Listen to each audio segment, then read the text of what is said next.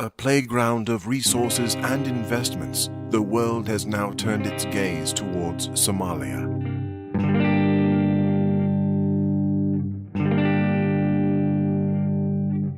After more than 2 decades of civil strife, there have been many developments and ventures in an effort to re-establish Somalia through dialogue, politics, academic institutions, as well as economic development. Somali Agriculture Technical Group, better known as SAGE, has taken a different approach by committing to the re-establishment of an agriculturally sustainable Somalia through rigorous testing and dissemination of technologies.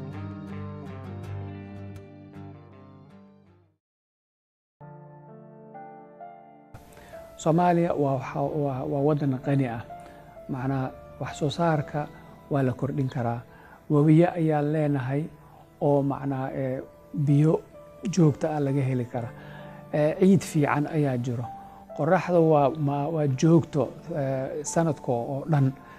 Degeedna waxa waaye koritaankiisi wuxuu u baahan yahay qorax, biyo iyo nafaqo si fiican loo nafaqeeyo. Intaas waa haysanaa. Marka sabab oo Soomaaliya ay maanta gaajo iyo macluul beerleydi iyo dadkii inay ugu jiraan ma taala meesha.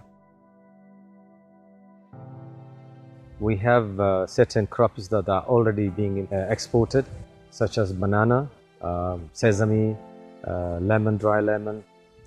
These are already crops that have found their way into the markets in particularly in the Arabian countries. And recently we had companies from Iran, from Turkey, opening the banana to those markets. And we hope that in the coming 2 years, the face of the agriculture in Somalia will definitely change. Somalia hadda ay bilaabantay calaamado nabadgelyo oo aan hore u jirin. Waxaan rajaynaynaa in dawladdu ay muxuu ahaa waxyaalaha hadda ka hor imanaya beeraha ay ka hortagto. Sidaa daraaddeed wasaaradda beeraha oo ka faa'iidaysanaysa khubaro aan anigu ka mid ahay waxay sameeyeen mashaariic dib loogu dhisaayo diigooyinkii, kanaaladii waraabka, muxuu ahaa carratuurkii lagaga hortegaya fatahaadda, warshaddii sonkorta oo jawhar la soo celiyo.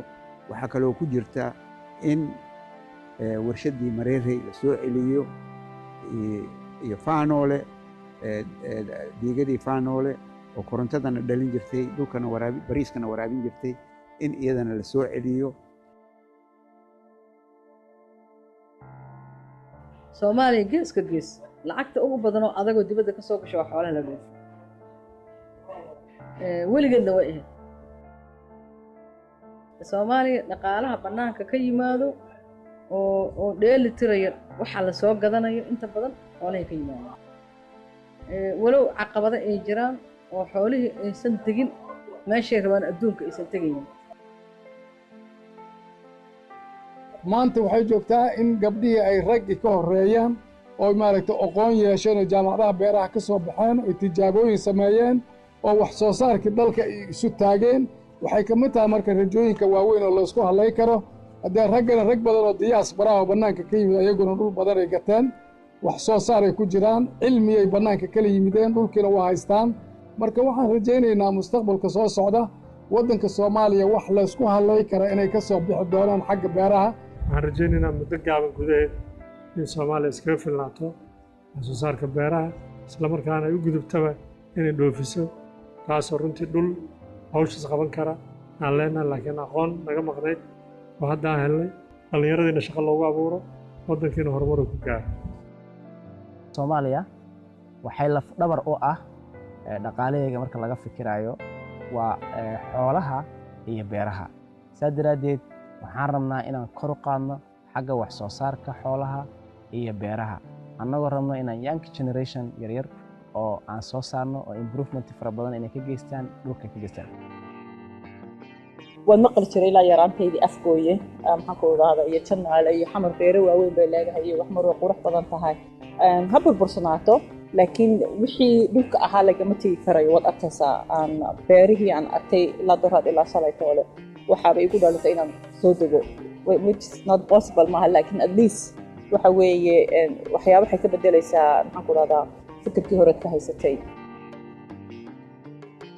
hadda waddankayni waa macyaha shax waaye soomaalidii maqneed waa imaadi anunka horta ma bixin roobkan anugu bilaabay anugu feeriye marka soomaalida gudaha joogta kaligeed ma laga rabo waddanka hadda dhismihiisa iyo quruxdiisa dadka bannaanka joogana waa laga rabaa qof walba muwaadan oo soomaalina waxaa loogu baahan yahay inas ogaado hebad waxaad ku leedahay dhulkaaga hooyo wana lama huraane hagarlii wax ugu qabo marka beeraa leenahay xoolaa leenahay badaa leenahay marka beertaas haddii aa abuurtid oo dhibtootid oo dudugtid oo qurxisid oo wanaajisid adigana waa ku noolaahay dadka iyo xayawaankaba waa ku noolaahay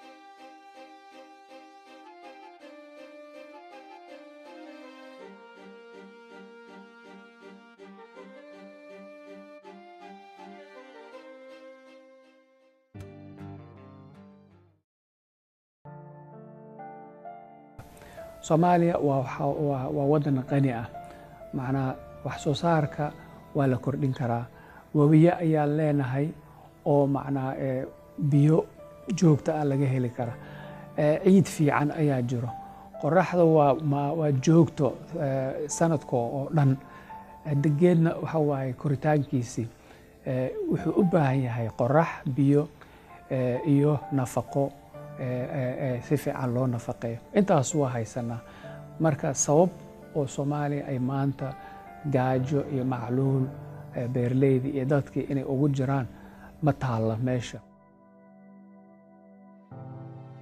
We have certain crops that are already being exported, such as banana, sesame, lemon, dry lemon. These are already crops that have found their way.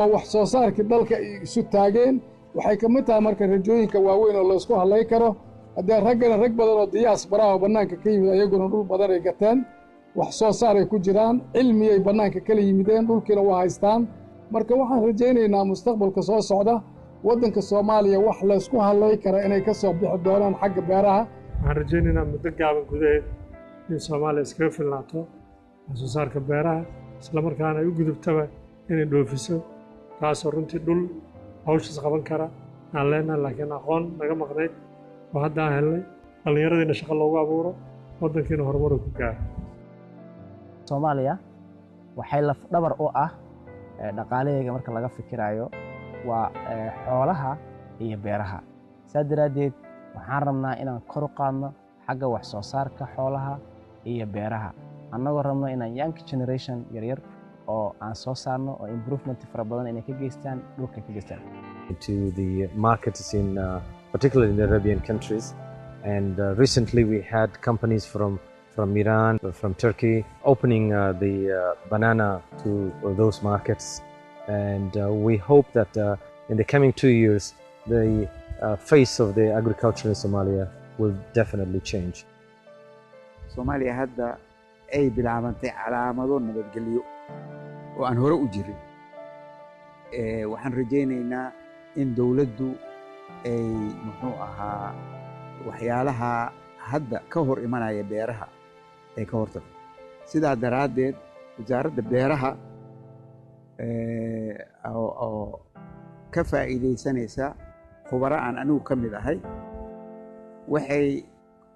waxay sameeyeen mashaariic dib loogu dhisaayo diigooyinkii kanaaladii waraabka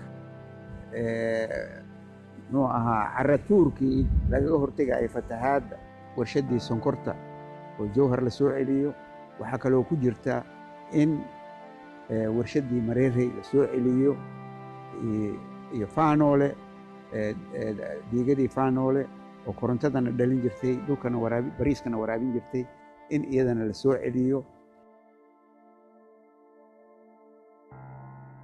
Soomaaliya geeska gees lacagta ugu badan oo adagoo dibadda ka soo gasho waa xoolaha la dhoofo.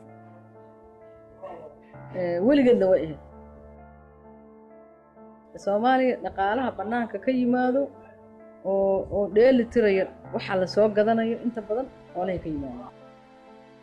Walow caqabado ay jiraan oo xoolihii aysan tegin meeshay rabaan adduunka aysan tegaynin. maanta waxay joogtaa in gabdhihii ay raggi ka horeeyaan oo maaragtay aqoon yeesheen oo jaamacadaha beeraha ka soo baxeen oo tijaabooyin sameeyeen.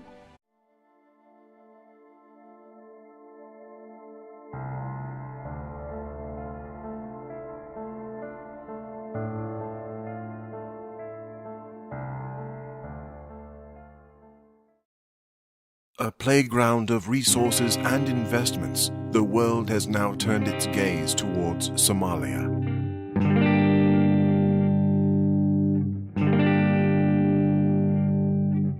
After more than 2 decades of civil strife, there have been many developments and ventures in an effort to re-establish Somalia through dialogue, politics, academic institutions, as well as economic development. Somali Agriculture Technical Group, better known as SARJ, has taken a different approach by committing to the re-establishment of an agriculturally sustainable Somalia through rigorous testing and dissemination of technologies.